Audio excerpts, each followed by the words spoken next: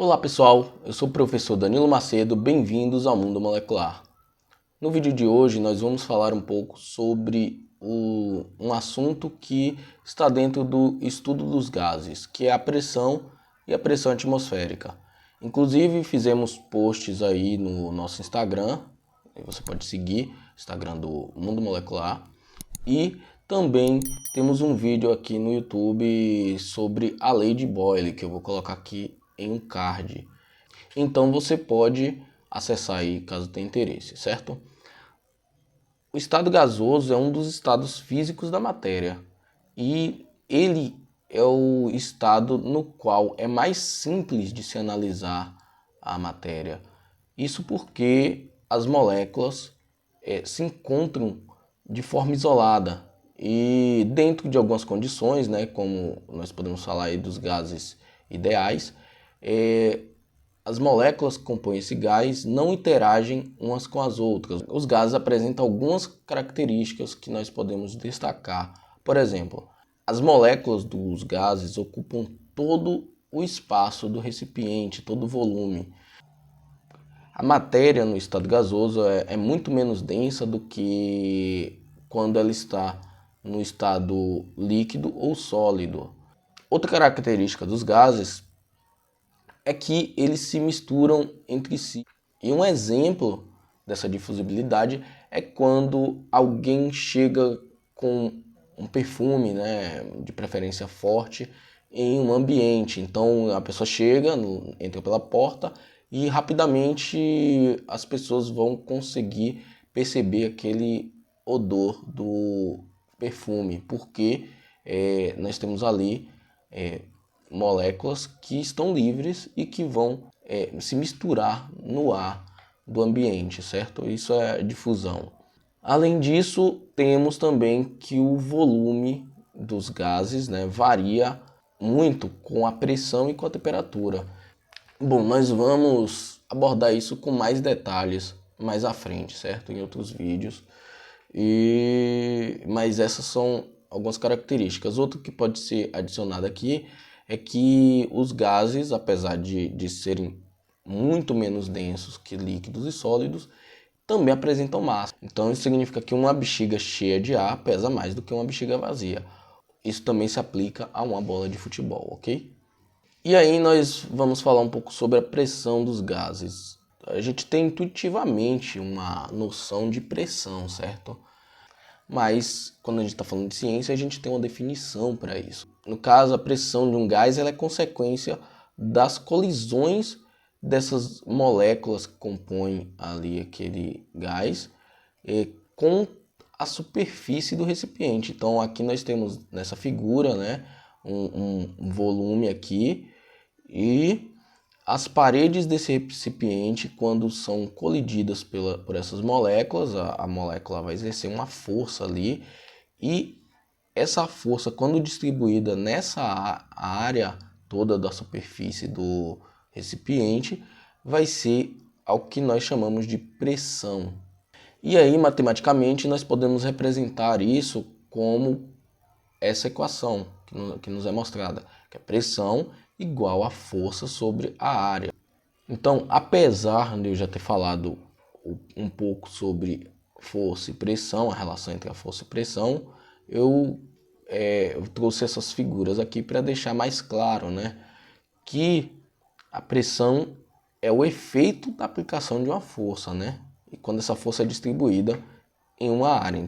Então, nessa figura 3, nós temos uma pessoa que está apertando uma bola contra uma cama de pregos. E aí, o que é que acontece? A pessoa exerce uma força, porém, a bexiga não estoura porque a força exercida pela pessoa está distribuída sobre a área que é a soma das pontas desses pregos, certo? E aí, ou seja, a pressão aqui vai ser muito menor do que se essa pessoa apertasse essa bola contra um único prego ou dois pregos que seja, certo? A mesma coisa se aplica aqui na figura 4 ao faquir, que ele tem um peso, mas esse peso dele está distribuído sobre a cama de pregos. No sistema internacional, a unidade de medida utilizada para expressar a pressão é o Pascal. E o que é o Pascal? O Pascal é definido como a força de 1 newton uniformemente distribuída em uma superfície de 1 metro quadrado. Só que a gente tem que ter atenção que essa força ela tem que estar sendo aplicada perpendicularmente à superfície.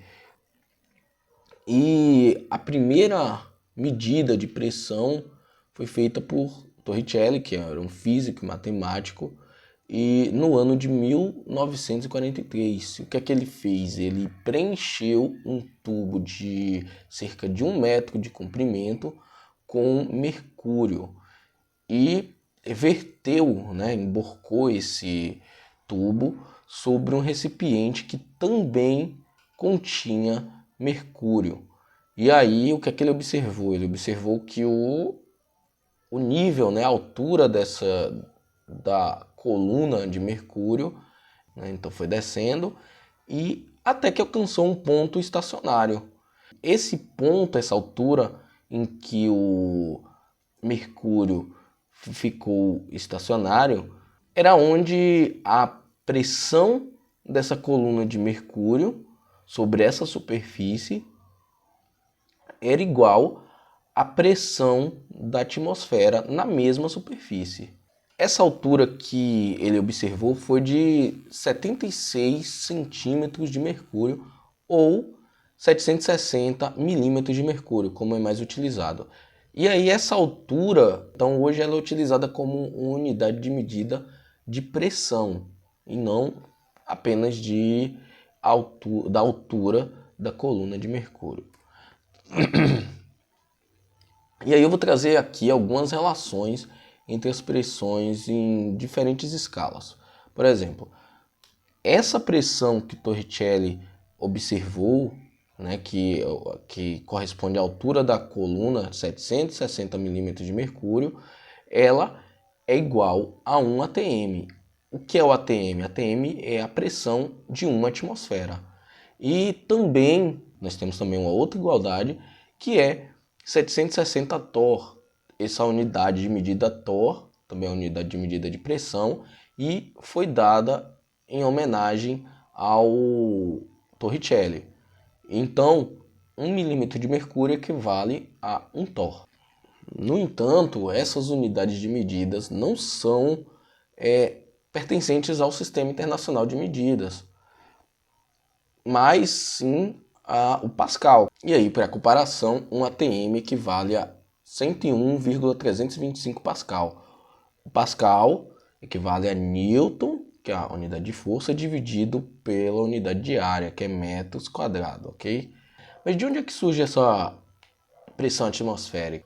Acontece que a atmosfera do planeta ela é composta por gases e esses gases apresentam massa, então logo eles vão ter um peso. Esse peso está sendo aplicado nas camadas inferiores, então a gente sente o peso de uma coluna de ar que se estende aí a cerca de 8.000 metros de altitude, Significa que quanto maior a altitude, então a pessoa que subiu o Monte Everest, chegou lá no seu pico, ela vai estar experimentando uma pressão atmosférica menor, que vai ser 250 milímetros de mercúrio. Ou seja, isso é menos que um atm, certo? O mesmo é válido, apesar de não ter aqui no gráfico, mas se a pessoa estivesse em uma altitude menor em relação ao nível do mar, ela estaria experimentando uma pressão atmosférica maior do que alguém que está a nível do mar. Se você chegou até aqui, eu creio que esse vídeo foi útil para você. Então eu vou pedir para que você deixe seu like, se inscreva aí no nosso canal e ative as notificações. E até a próxima, viu?